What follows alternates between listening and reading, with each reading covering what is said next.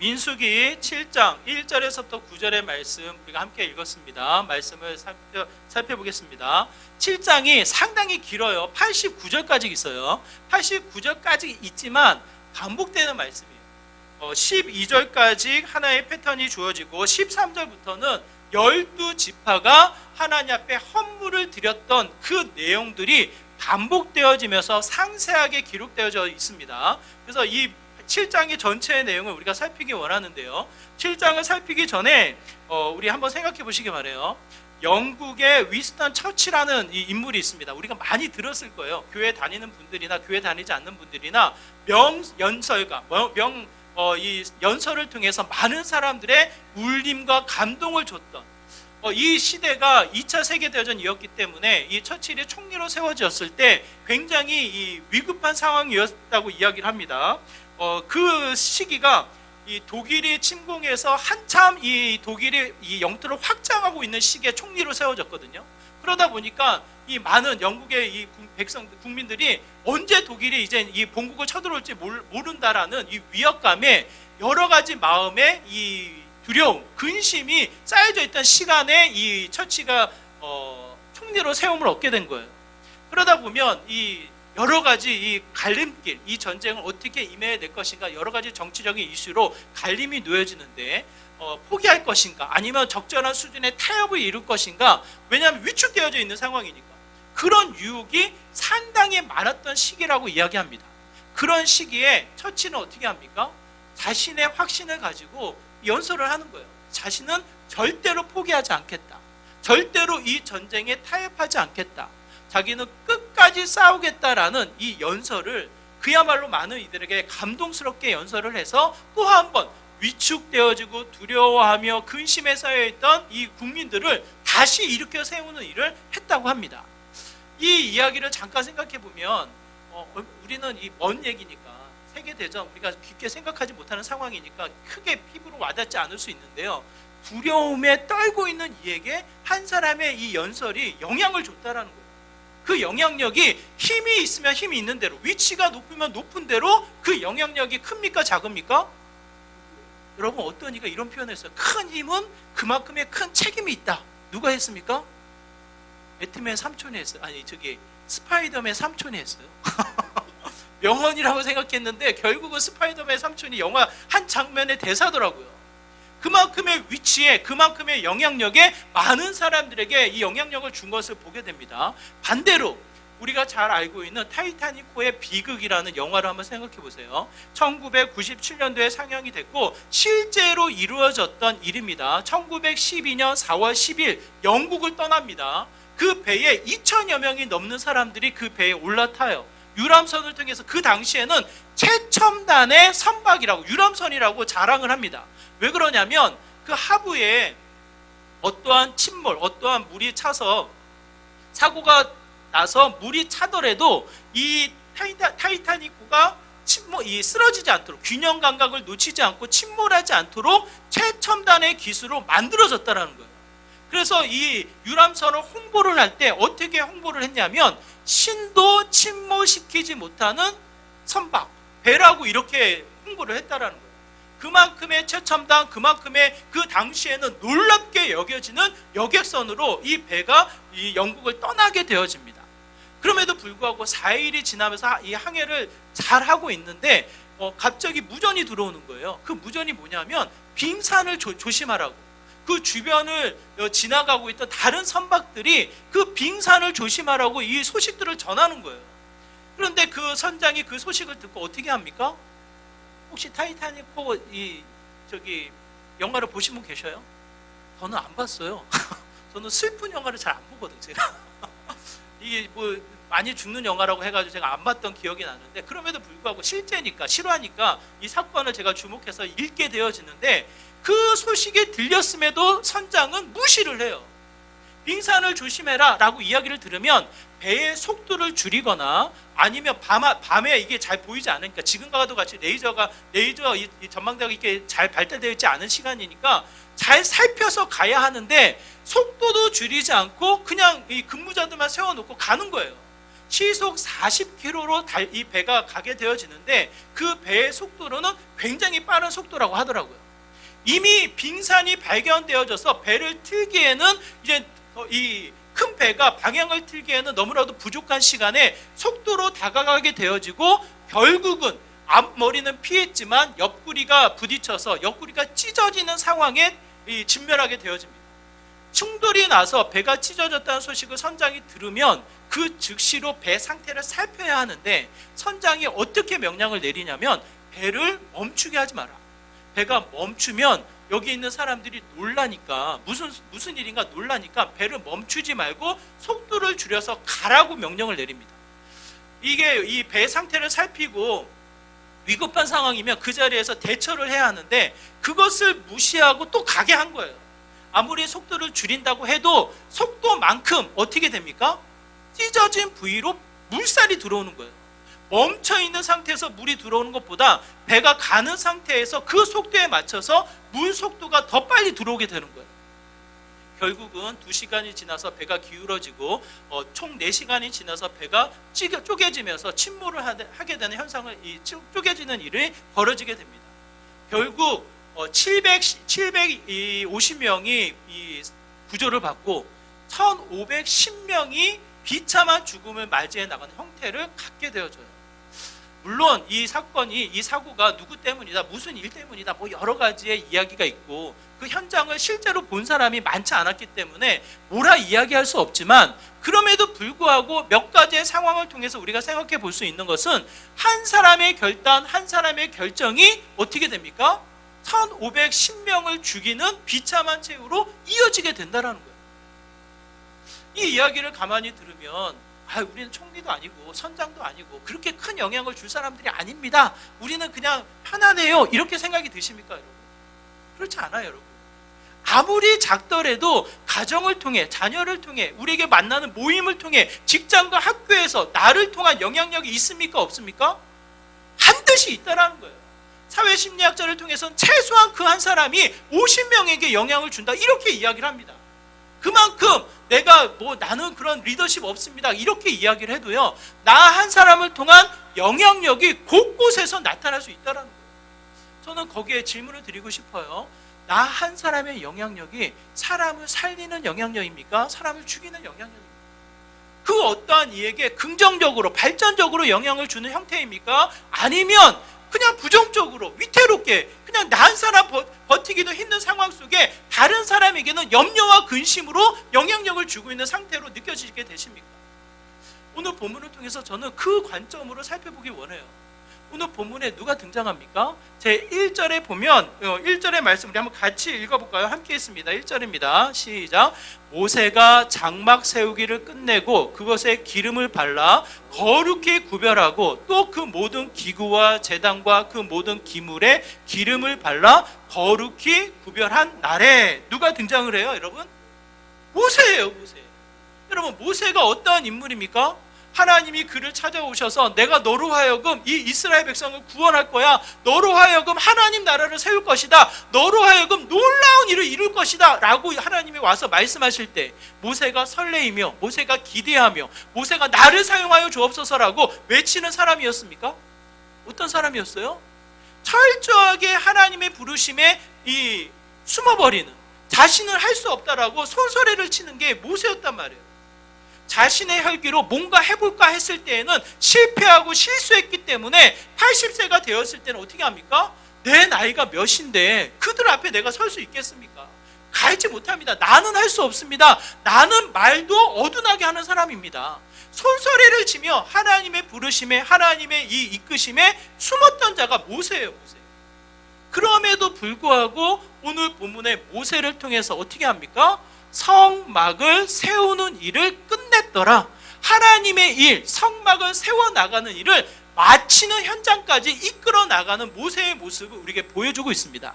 그 끝난 걸로 끝나는 것이 아니라 1절에서 소개되어지기를 뭐라고 이야기해요? 그 안에 채워지는 성물, 기구들, 제단들 그 하나하나에 기름을 부으며 거룩하게 구별하였다.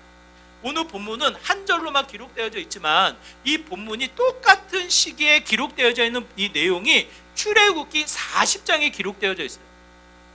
출애굽기 40장에 보면 뭐라고 기록되어져 있냐면 출애굽기 40장 1절과 2절에 하나님이 모세에게 찾아오셔서 명령하십니다. 그 성정 성막이 다 세워지는 그 순간에 이와 같이 해라 명령을 하셔요. 그 중에 하나가 출애굽기 40장 9절과 10절의 내용인데요. 우리 한번 같이 볼까요? 함께 있습니다. 시작. 또 관유를 가져다가 성막과 그 안에 있는 모든 것에 발라 그것과 그 모든 기구를 거룩하게 하라. 그것이 거룩하리라. 너는 또 번제단과 그 모든 기구에 발라 그 안을 거룩하게 하라. 그 제단이 지극히 거룩하리라. 16절까지 하나님이 성막을 다 짓고 나서 그 성막에 이루어지는 모든 일을 이렇게 하라 구체적으로 말씀을 하셔요. 그 중에 하나가 기름을 바르라요. 기름을 거룩하게 구별하여 기름을 발라라 이렇게 말씀하시거든요. 그러면서 모세의 형태를 이야기합니다. 출애굽기 40장 16절 같이 읽을게요. 시작.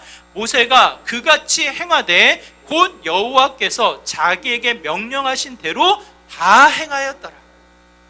16절이 대표적으로 한 번 이렇게 표현했다면 끝나잖아요. 더 이상 필요 없잖아요. 그런데 17절에서부터 이어지는 반복되어지는 표현이 이와 같습니다. 17절 둘째 해 첫째 날 곧 그달 초하루에 성막이 세우니라. 다 세워진 거예요. 다 세워지고 나서 모세가 어떻게 합니까? 19절, 21절, 23절, 25절, 27절, 29절, 32절 같이 읽게요. 시작. 여호와께서 모세에게 명령하신 대로 되니라. 이거예요. 모세를 통해서 나타나는 게 뭡니까? 모세를 통해서 나타나는 영향력. 우리가 생각했을 때는 그의 지혜, 그의 능력, 그의 충성, 그의 열정, 그의 의지, 변하지 않는 그의 믿음, 우리가 그렇게 생각하게 되잖아요. 그런데 성경을 통해서 우리가 보여지는 모세의 리더십은 철저하게 누구를 인정합니까? 누구를 나타냅니까? 누구의 말씀을 그대로 실행합니까? 철저하게 하나님이에요. 하나님. 여러분 이 정도면 성막이 지어졌고 온 이스라엘 백성이 200여만 명이 나를 우러러보고 있다면 그래도 그 자리에서 한 번쯤은 어흥 할 수 있지 않아요? 내가 나다. 모세야 내가 이 정도로 이렇게 했어. 어느 정도 내 자신을 드러내고 싶은 마음이 있습니까? 없습니까? 아 모세니까 하나님이 부르셨고 하나님이 일을 했으니까 당연한 거 아닙니까? 뭐 이렇게 생각이 드시나요? 여러분 생각해 보세요. 예수님을 십자가에 못 박은 이들이 누굽니까? 철저하게 음모를 꾸미며 거짓과 속임수를 통해서 예수님을 죽게 만든 사람들이 누구예요?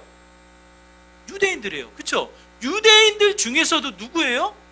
철저하게 말씀을 연구했던 바리새인들, 철저하게 말씀을 통해서 하나님의 제사를 드려야 했던 대제사장이 예수님을 모함하며 예수님을 음모하며 예수님을 인정하지 않습니다.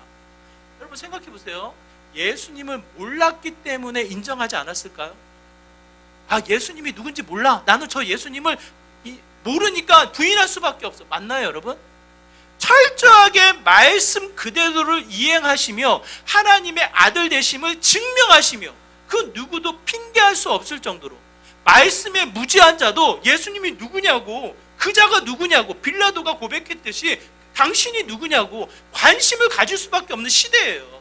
그럼에도 불구하고 말씀을 가지고 있던 대제사장과 바리새인들은 예수님을 인정하지 않습니다.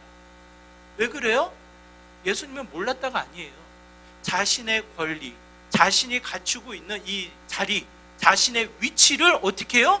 지켜야 하니까. 철저하게 자신의 생각, 자신의 의, 자신의 위치, 자신의 권리, 자신의 권위를 지키기 위해서 예수님을 인정하지 않습니다. 똑같아요. 하나님을 우리가 인정합니까? 인정합니까? 아니면 하나님을 모르는 척 살아가는 시대의 흐름이 많습니까? 어쩌면 우리의 영향력, 열심히 자녀들을 양육하고 뭔가 선한 영향력을 주고 싶고 누군가를 만났을 때에 누가 우리의 마음속에 부정한 마음을 주고 싶어 하냐고요. 이렇든 저렇든 선한 영향력이 나가기를 원하는데 그 자리가 나의 생각, 나의 의지, 나의 애씀, 나의 노력으로 채워져 있다고 한번 생각해 보세요. 여지없이 그 자리는 실수하고 실망하고 결국 서운한 마음밖에 나타나지 않는다는 거예요. 철저히 1절 모세를 통해서 우리가 생각해 볼 수 있는 것은 철저하게 모세의 모습을 연구하고 관찰하면 하나밖에 나타나지 않아요. 자신의 모습, 자신의 권위, 자신의 감정, 자신의 생각이 앞세워지는 것이 아니라 철저하게 하나님을 인정하는 형태로 나아가게 됩니다. 제가 아까 이 영국의 처치 총리를 얘기했는데요. 이 처치 총리가 1940년 6월 4일 날 하원 자리에서 연설을 하게 되어져요. 여러분 얼마나 이 여야, 우리나라도 여야가 나눠져 가지고 얼마나 그냥 이 신경을 곤두세우면서 뜯어 먹으려고 이 듣고 있냐고요. 똑같은 상황이거든요. 이 여야의 노예임 속에 이 처치가 와서 연설을 하게 되는데, 그 연설을 하게 된 배경이 뭐냐면 아마 영화로도 나왔기 때문에 아실지 모르겠는데, 덩케르크라는 이 해병 지역에 이 30여만 명인 영국 군인들이 이 위협한 상황에 놓여져 있는 거예요. 바다로는 도망갈 수도 없고 이 해안 육로 쪽에는 독일 군들이 둘러싸여져 있어가지고 그냥 어느 한 순간에 이제 다 멸절해야 되는 상황에 놓인 거예요. 그들을 어떻게 구출할 거냐? 그들을 구출한 이 사건을 다시 한번 보고하기 위해서 간 거예요. 근데 감사하게도 그 모든 이 사람들을 구출했거든요. 이 처치에 얼마나 어깨에 힘이 들어갔겠습니까? 최종 결정적 승인자로서 나름대로 자신의 의, 자신의 결정, 자신의 승인을 자랑할 수만 있을 것 같은데, 그 자리에 가서 그가 무엇으로 이야기하냐면 이렇게 이야기합니다. 미라클 오브 디비벌런스라고 이야기해요. 이게 뭐예요? 기적이다, 기적. 그들이 구출되고 그원이 구원된 것은 기적과도 같다, 이렇게 이야기를 해요. 왜 그런가 이 얘기 들어보니까 덩케르크 그 해변가가 파도가 심해가지고 이 배가 접근하기가 어려운 거예요. 그들 이 군사들을 구출하려면 배가 접근해서 선박하고 그들이 타야 되는데 파도가 심한 이 곳이었기 때문에 배가 접근하기가 어려웠다라는 거예요. 그런데 작전이 벌어진 그날만큼은 마치 그 파도가, 이 바다가 거울과도 같이 잔잔했다, 이렇게 표현을 해요. 파도가 심한 그런 현상이 사라지고 마치 얼굴을 보면 얼굴이 비춰지는 것처럼 거울과도 같은 바다였다, 이렇게 이야기를 하더라고요.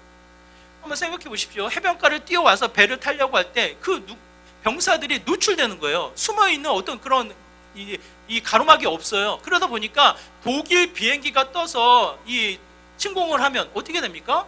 위급하고 어려운 상황이거든요. 그런데 마침 그때 그 하늘이 안개가 꼈고 구름이 많았다라는 거예요. 그러니까 독일 이 비행기가 공격을 하는데 수많은 방해와 제한이 되어져서 많은 희생자가 없이 배를 타게 되어졌는데, 30여만 명이라고 한번 생각해 보십시오. 그 배가 어디 다 있겠습니까? 그들을 어디 다 태울 수 있겠습니까? 마침 그 주변에 있던 민간 선박들이 그 소식을 듣고 몰려드는 거예요. 몰려들어서 많은 피해가 없이 이 30여만 명을 구출해 나가는 작전이 성공을 거둔 거예요. 그 자리에 총리가 뭐라고 이야기합니까? 자신의 작전, 자신의 승인, 자신의 위를 드러내는 것이 아니라 그 자리에 뭐라고 이야기해요? 기적이라고, 기적. 이것은 하나님이 일하신 놀라운 기적이라고 그를 인정하고 그를 나타내는 연설을 하게 되어집니다. 그 자리에는 여야가 없어요. 만약 처치 자신의 의, 자신의 승인, 자신의 어떠한 이 결정 권한을 자랑했다면 여야가 싸우고 그 자리에서 서로 피태기는 서로의 욕을 할지 모르겠는데, 오히려 그 자리에 하나님을 인정하고 하나님이 나타나는 현상을 통해서는 선한 영향력이 나타나게 된다는 거예요. 그럼 가만히 생각해 보십시오. 우리의 영향력이 왜 실수합니까? 왜 제한됩니까? 왜 안 나타납니까? 애들에게는 한없이 헌신하고 아이들에게 뭔가 주려고 애를 쓰는데 그 아이들은 왜 서운함을 느낍니까? 여러분 생각해 보세요. 나의 생각, 나의 의, 나의 공로는 결국 인간의 한계에 부딪혀서 그 자리가 사라지고 말아요. 영향력이 나타나지 않아요.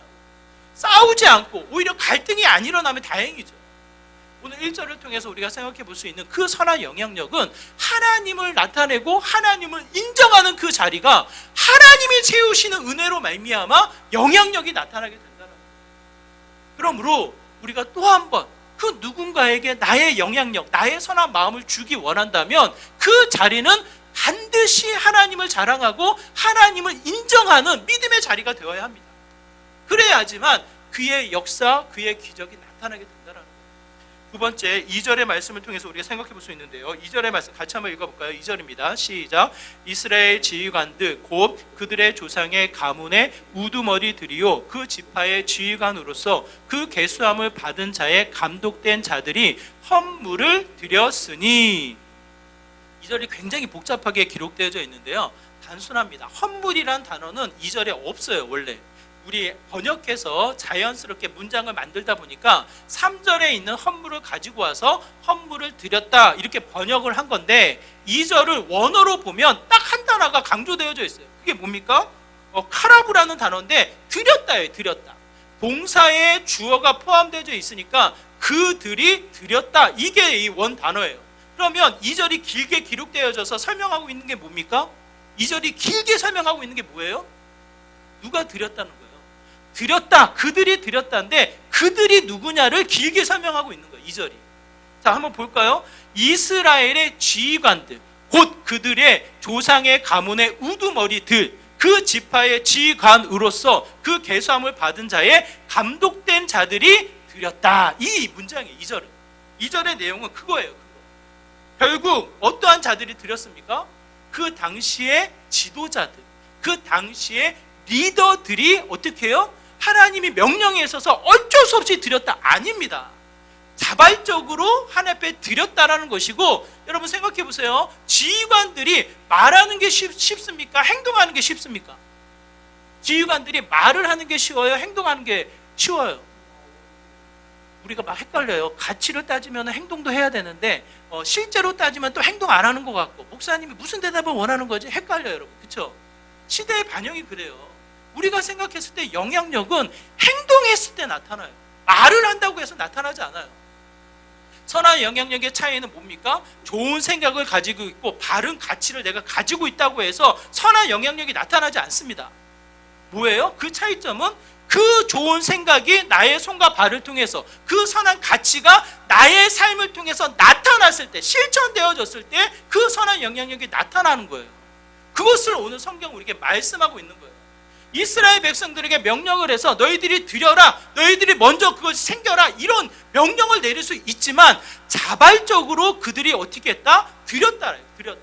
이 카라브라는 이 단어에 이 드렸다라고 번역되어져 있는데, 그 드렸다라는 의미와 함께 또 같은 의미로 쓰여지는 게 뭐냐면, 드리려면 어떻게 해야 합니까?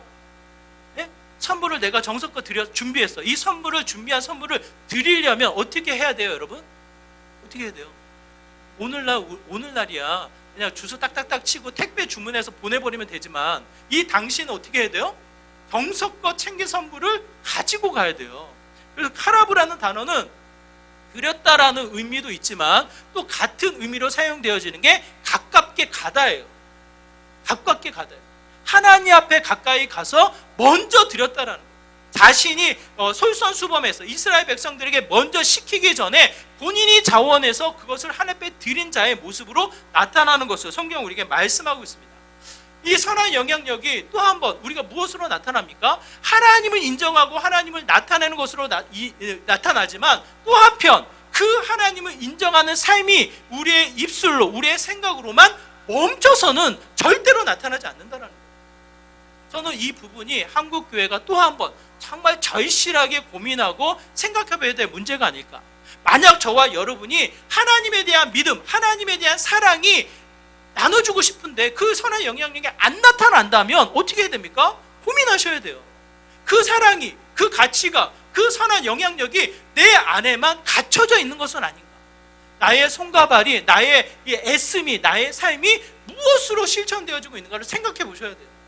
반드시 하나님에 대한 인정이 내 손과 발, 나의 삶을 통해서 실천되어지면 그 실천이 어떻게 됩니까? 반드시 살아있는 영향력, 선한 영향력으로 나타나게 되어집니다. 예수님의 말씀을 한번 생각해 보세요. 예수님의 가르침이 무엇으로 나타나요? 단순하게 말씀으로만 나타납니까? 철저하게 예수님은 성전 안에서만 가르치는 자로 머물러 있지 않습니다. 예수님은 누구를 찾아가셔요? 그 당시에 죄인으로 여겼던 자들을 찾아가시며 끊임없이 그들의 배고픔, 그들의 지침, 그들의 질병, 그들의 문제를 같이 공유하시며 그들과 함께 어울려서 그 말씀을 이루어냈던 자가 예수님이셔요. 그 가치로 따진다면 예수님의 선한 영향력, 십자가에 죽기 그 전까지만 해도 그 수고와 애씀이, 심지어는 예수님의 제자들의 발을 씻기시면서까지 그 수고와 애씀을 실천하셨다는 거예요. 그러니 우리의 영향력을 다시 한번 기대한다면 어떻게 해야 됩니까?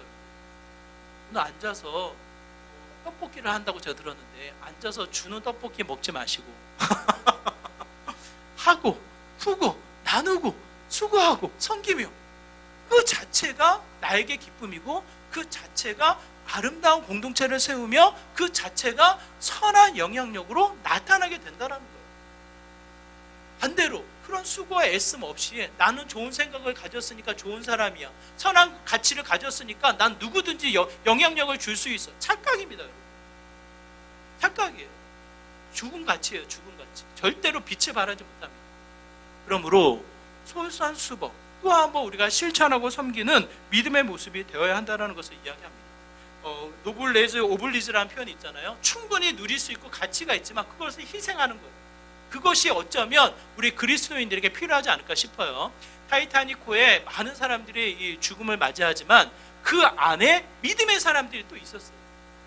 그 끝까지 이 죽음 앞에 두려워 떨고 있는 이들을 위해서 찬송가를 연주했던 이 사람들도 있었고, 거기에 한 부부가 있었는데 스트라우스 부부인데요. 스트라우스 부부가 이제 뉴욕에 백화점이 있대요. 오늘 청주의 백화점이 어느 정도의 이 재벌일까요, 여러분? 청주에 백화점이 없으니까 스트라우스 부부가 이 뉴욕에 백화점이 있을 정도로 이제 재산이 있고 나름대로 성공한 이 부부였는데, 이 구조선을 타고 피해야 되는데 구조선이 내려가는 상황 속에 이 배를 타면 살 수 있는 건데 이 부부가 타지 않아요. 자기네들은 오래 살았다, 이제 살 날도 많지 않은데 자기가 굳이 탈 이유가 없다. 그럼 누구를 태웠는지 아세요? 누굴 태웠을까요? 애들을 태웠을까요, 여러분? 가족을 태웠을까요? 하인을 태웠어요. 자신의 몸종을 태웠어요.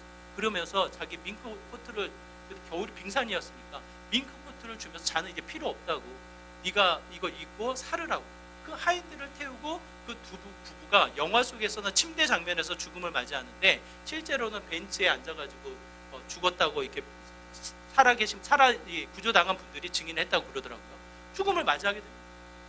그 모습이 오늘 우리에게도 울림을 주는 거예요. 왜 그래요? 좋은 생각이 결국 죽음을 맞이하는 형태지만 우리가 상상할 수 없는 실천, 상상할 수 없는 사랑의 이 실천이 나타났기 때문에 또 한 번 그 이야기를 듣는 우리도 그냥 전혀 상관없는데 그럼에도 불구하고 울림이 있는 거예요. 영향력이 있는 거예요. 왜 그렇습니까? 아는 것으로 끝나지 않고 실천했을 때 그 지식과 그 은혜와 그 가치는 살아있게 되거든요. 그러므로 또 한번 여러분 생각해 보시기 바라요. 누군가에게 내가 선한 영향력을 주기를 원한다면, 내가 살아있는 삶의 모습으로 그 생명력이 나눠지기를 원한다면 그 자리에는 그냥 머물러 있어서 나타나지 않습니다.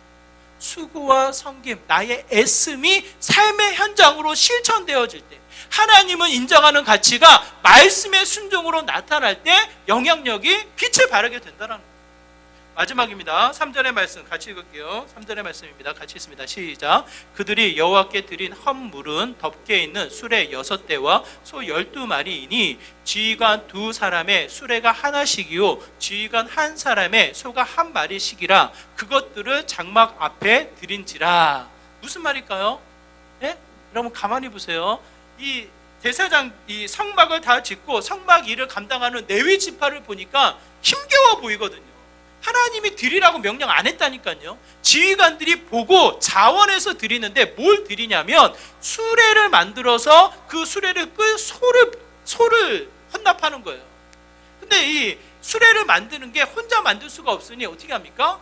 2사람이 하나를 협력해서 만들고 끌 소를 한 마리씩 내가지고 이 성막을 해체하고 옮길 때에 사용하도록 그것을 레위 지파에게 드리는, 하나님 앞에 드리는 일을 하게 됩니다.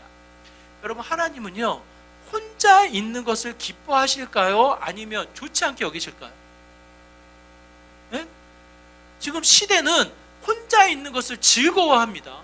마치 혼자 생활하는 게 마치 가치라도 되느냐, 마치 이 시대를 멋지게 살아가느냐 포장하고 있지만 결국 그 삶은 외로운 삶이에요. 하나님이 이 땅을 지으시고 창조하실 때 창조의 질서는 뭡니까? 연합이에요. 남자 홀로 있는 것이 좋지 않아 하와를 통해 가정을 이루게 하시고 동등된 위치를 통해 연합하여 신비로운 연합을 통해 공동체를 세우시며 더 나아가 하나님 나라를 이루게 하신다라는 거예요. 이걸 통해서 우리가 생각해 보면 뭡니까? 연합이에요. 한 사람으로 이 가치를 이루어서 선한 영향력, 혼자 일하는 게 쉬울까요? 같이 일하는 게 쉬울까요? 같이 일하는 게 쉬워요? 쉬운 거 혼자 일하는 게 쉬워요? 같이 일하는 게 쉬워요? 저희 어머니 말씀으로는 혼자 하는 게 편하다. 어중간하게 며느들이 와서 김치 한다고 하면 더 힘들다. 혼자 해버리시거든요. 여러분 생각해 보세요. 혼자 하는 게 훨씬 편합니다. 혼자 하는 게 훨씬 쉬워요. 뭔가 같이 하려고 하면 시간 맞춰야죠. 이거 하냐 저거 하냐 뭔가 또 다른 것들을 챙겨야죠. 힘들어요. 혼자 하는 것이 훨씬 쉽게 여겨지지만 그럼에도 불구하고 하나님의 가치는 그 영향력은 살아있는 생명은 어떻게 됩니까? 혼자서는 안 된다라는 거예요. 연합해서 함께함으로 말미암아 그 가치의 영향력이 나타나게 된다라는 것을 이야기합니다.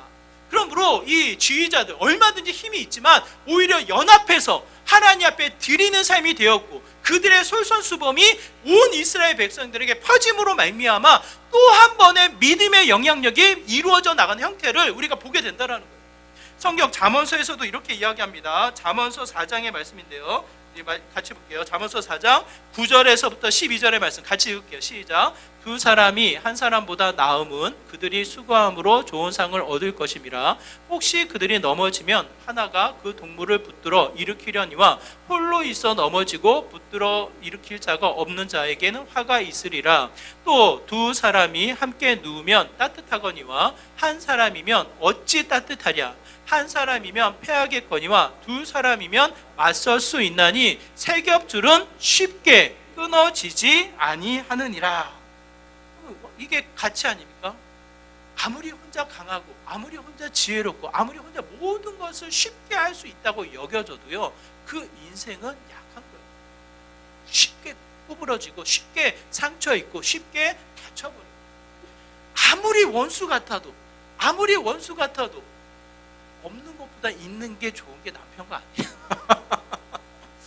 뭐 이렇게 표현해서 너무 부정적으로 표현해서 너무 죄송한데 저는 가정의 소중함이 남편과 아내로 시작한다고 생각합니다.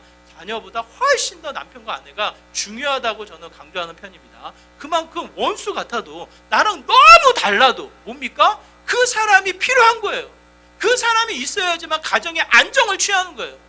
반대로 그게 빠지면 편할 수는 있으나 늘 허전하고 오늘 가치는 그 이야기를 합니다. 아무리 뛰어난 리더라도 혼자서는 할 수 없다. 뭡니까? 연합하고 협력해서 아름다운 가치가 선한 영향력으로 나타날 수 있다는 것을 이야기합니다. 그러므로 또 한 번 우리의 선한 영향력, 자녀에게, 직장에게 모든 활동 중에 영향력을 주기 위해서 연합해야 돼요. 이렇든 저렇든 남편과 이야기해서 자녀에게 선한 영향력을 주기 위해서 한 방향의 목적을 가지고 같이 대화하며 방향성을 정해서 함께 힘쓰며 나아갈 때 영향력이 나타나는 거예요. 교회에서도 마찬가지고 직장에서도 마찬가지입니다. 하나님을 인정하고 내가 말로만 떠드는 것이 아니라 수고하고 섬기며 또 한 번 연합하여 나아갔을 때 그 자리는 살아있는 영향력이 되는 거예요. 저는 저와 여러분이 그 가치를 또 한 번 깨달아 정말 우리의 가정이 내가 속해져 있는 그 모임 자리마다 또 한 번 살아있는 믿음의 형태가 되기를 간절히 소망합니다. 그 자리가 생명력이고 영향력이거든요.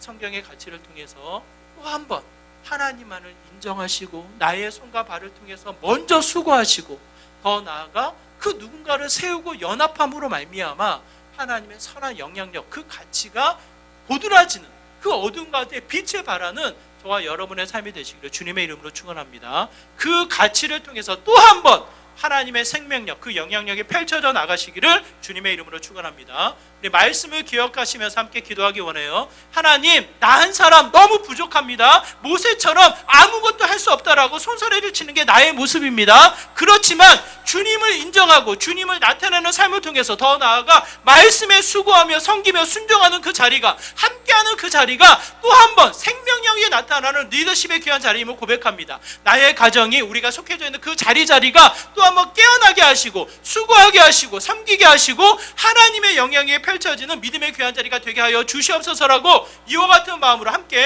기도하며 나가도록 하겠습니다. 기도합니다. 하나님 아버지, 이 시간 간절한 마음으로 기도합니다. 우리의 연약함, 나의 연약함을 핑계 삼고 멈춰있는 것이 아니라 이제는 주님을 인정하며 주님만을 나타내는 삶을 통해 선한 영향력이 펼쳐져 나가기를 소망합니다. 주님이 주신 말씀, 주님이 주신 그 은혜를 수고하며 섬기며 또 한 번 주님의 일을 이루는 믿음의 귀한 자리가 되길 소망합니다. 깨어있게 하여 주시고 온 성도가 그 가정과 모든 활동들을 통해 우리의 모임을 통해서 주님의 생명력이 전달되는 믿음의 귀한 자리가 되게 하여 주시고 또 한 번 연합하여 하나님의 일이 펼쳐져 나갈 수 있도록 하나님 은혜 더하여 주시옵소서. 어두운 가운데 빛나는 믿음의 귀한 삶 되기를 소망합니다. 주님을 인정하며 또 한 번 솔선수범하며 실천할 때 연합하여 주님의 거룩한 가치가 드러나는 믿음의 귀한 삶 되게 하여 주시옵소서. 주님.